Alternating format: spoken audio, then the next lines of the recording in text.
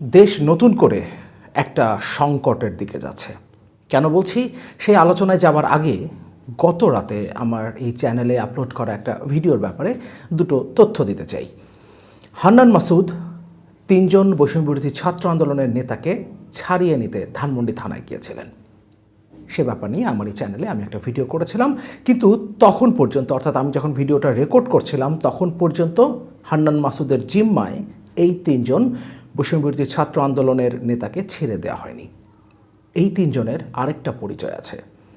তারা সাবেক ছাত্রলীগ নেতা এবং চ্যানেল 24-এর একটা অনুসন্ধানী প্রতিবেদনে উঠে এসেছে কীভাবে 5 আগস্টের পর বিভিন্ন ব্যক্তি এবং প্রতিষ্ঠানকে জিম্মি করে তারা চাঁদাবাজি, বলা যেতে পারে একরকম ডাকাতি করেছে।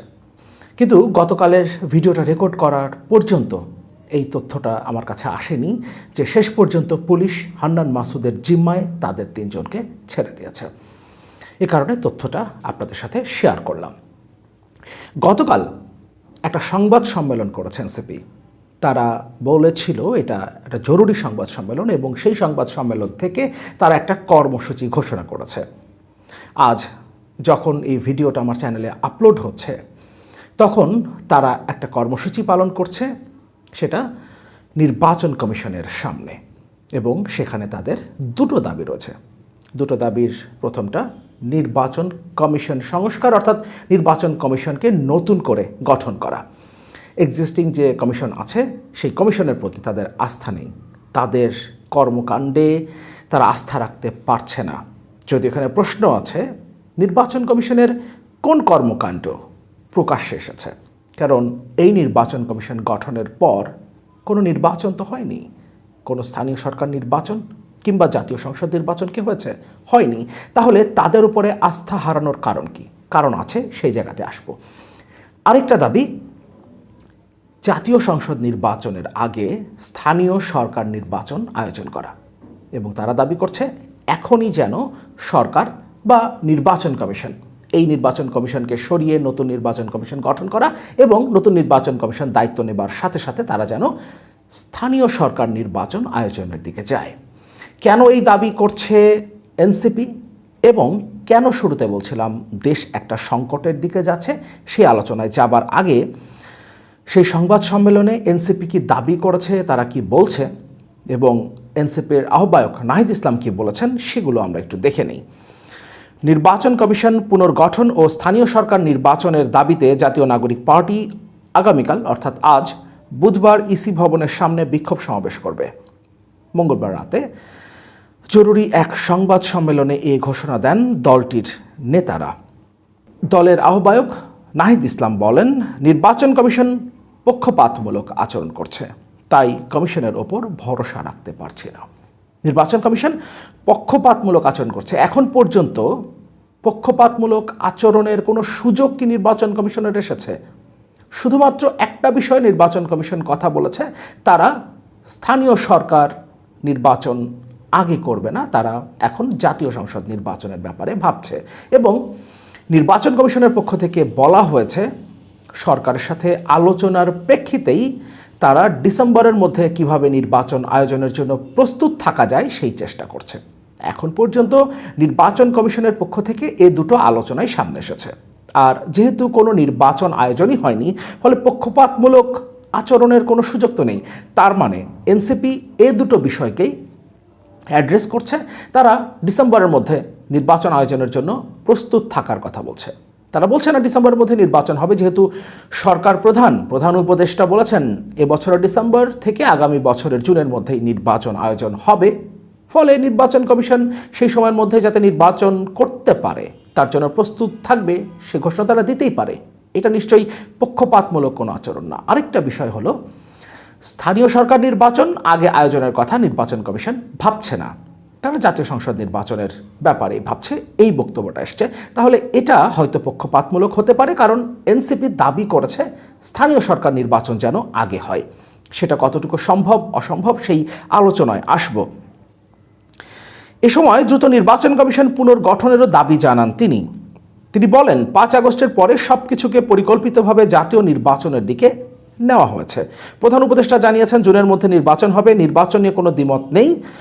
বর্তমান পরিস্থিতিতে স্থানীয় সরকার নির্বাচন দেওয়া জরুরি। নাহিদ ইসলামরা নতুন দল গঠন করেছেন, কিন্তু তারপরেও তাদের জানা থাকা দরকার এই দেশে যদি এখন স্থানীয় সরকার নির্বাচন আয়োজন করা হয়, এই নির্বাচন শেষ করতে কয় বছর সময় লাগবে সেটা এখন বলা যাচ্ছে না। কয় বছর সময় লাগবে, কয় মাস বললে ভুল হবে, কয় বছর সময় লাগবে। এখন আইন শৃঙ্খলার যে পরিস্থিতি এবং সরকারের সেখানে যে কর্তৃত্ব যতটুকু তারা নিয়ন্ত্রণ করতে পারছে, এই পরিস্থিতিতে যদি স্থানীয় সরকার নির্বাচন আয়োজন করা হয় তাহলে সারা দেশে যে বিশৃঙ্খলা তৈরি হবে, যে হতাহতের ঘটনা ঘটবে, কত মানুষ যে মারা যাবে, সেই হিসাবটা সম্ভবত নাহিদ ইসলামরা করছেন না। এর পাশাপাশি আওয়ামী লীগ আবারও পুনর্গঠিত হবার সুযোগ পাবে যদি স্থানীয় সরকার নির্বাচন আয়োজন করা হয়। কিন্তু তারপরও তারা স্থানীয় সরকার নির্বাচন আয়োজনের দাবি করছেন। ঢাকা উত্তরের প্রশাসক মোহাম্মদ এজাজের প্রসঙ্গে তিনি বলেন, তার সঙ্গে এনসিপির কোনো সম্পর্ক নাই। কিছু রাজনৈতিক দল টেন্ডার না পেয়ে তার বিরুদ্ধে অভিযোগ তুলছে, সরকারের উচিত বিষয়টি তদন্ত করা। কিন্তু দুঃখের বিষয় হচ্ছে নাহিদ ইসলামের এই বক্তব্যের সাথে আমি একমত হতে পারছি না, আপনারাও হয়তো একমত হতে পারবেন না, কারণ মোহাম্মদ এজাজ জাতীয় নাগরিক কমিটির সদস্য হয়েছিলেন এবং তার কয়েকদিনের মধ্যেই তিনি ঢাকা উত্তরের প্রশাসক হিসেবে নিয়োগ পান এবং জাতীয় নাগরিক কমিটি থেকেই জাতীয় নাগরিক পার্টির জন্ম। ফলে তিনি যদি উত্তরের প্রশাসক না হতেন, ঢাকা মহানগর উত্তরের যদি তিনি প্রশাসক না হতেন, তাহলে নিশ্চিতভাবেই আমরা বলতে পারি তিনি জাতীয় নাগরিক পার্টির একটা গুরুত্বপূর্ণ পদে থাকতেন, যেহেতু তিনি ওখানে গেছেন, জাতীয় নাগরিক পার্টির হয়েই গেছেন। এটা আমরা পরিষ্কারভাবে বলতে পারি। ফলে তার সাথে এনসিপির কোনো সম্পর্ক নাই, এই দাবি ভিত্তিহীন। তিনি আরও বলেন, কোনো দলকে সন্তুষ্ট করা অন্তর্বর্তী সরকারের কাজ নয়। এক্স্যাক্টলি, স্থানীয় নির্বাচন বিএনপি না চাওয়ার কারণ রয়েছে। সার্বিকভাবে স্থানীয় নির্বাচন দেওয়ার মাধ্যমে সংকট সমাধান হবে, সংকট আরও ঘনীভূত হবে, ভয়ঙ্কর একটা সংকটের দিকে বাংলাদেশ যাবে যদি কোনোভাবে স্থানীয় সরকার নির্বাচন আয়োজনের প্রক্রিয়ার মধ্যে সরকার বা নির্বাচন কমিশন যায়। এটা ইসির আস্থা অর্জনে ভূমিকা রাখবে। নির্বাচন কমিশন পক্ষপাতমূলক আচরণ করছে অভিযোগ করে দলটির মুখ্য সমন্বয়ক নাসির উদ্দিন পাটোয়ারি বলেন, এ কমিশনকে পুনর্গঠন করার জন্য আগামীকাল আমরা মাঠে নামব। আবার বিক্ষোভ সমাবেশ এবং এনসিপির বিক্ষোভ সমাবেশ বা যে কোনো ধরনের রাজনৈতিক কর্মসূচি মানেই সরকারি আন্দোলন। সেটা তো আমরা দেখেছি কয়েকদিন আগে যমুনার সামনে কিভাবে ট্রাক এনে মঞ্চ তৈরি করা হয়েছে। এরপর সেখানে ঢাকা উত্তর সিটি কর্পোরেশন, আচ্ছা, যেখানে প্রশাসক হিসেবে আছেন এজাজ সাহেব, যার সাথে এনসিপির কোনোই সম্পর্ক নাই, তিনি বা তার কর্পোরেশন সেখানে ঠান্ডা পানি ছেটানোর ব্যবস্থা করেছে, স্প্রে ক্যানন এনে। ঢাকা ওয়াসা সেখানে বিশুদ্ধ পানি সরবরাহ করেছে। এরকম সরকারি আন্দোলন আমরা দেখেছি। আবারও কি একটা সরকারি আন্দোলন হতে যাচ্ছে?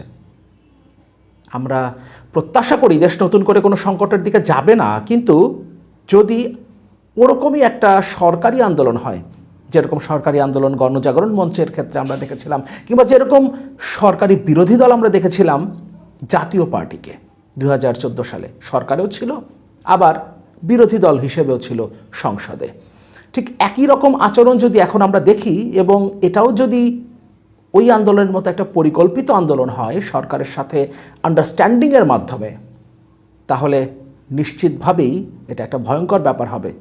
কারণ সেক্ষেত্রে সরকার হয়তোবা এই আন্দোলনের চাপে বা নির্বাচন কমিশন হয়তোবা এই আন্দোলনের চাপে স্থানীয় সরকার নির্বাচন আয়োজনের দিকে যাচ্ছে এমন ঘোষণা দিয়ে দিতে পারে, এবং সেটা যদি হয় তাহলে দেশ একটা রক্তক্ষয়ী সময়ের দিকে অগ্রসর হচ্ছে, এটা নির্দ্বিধায় বলে দেওয়া যায়।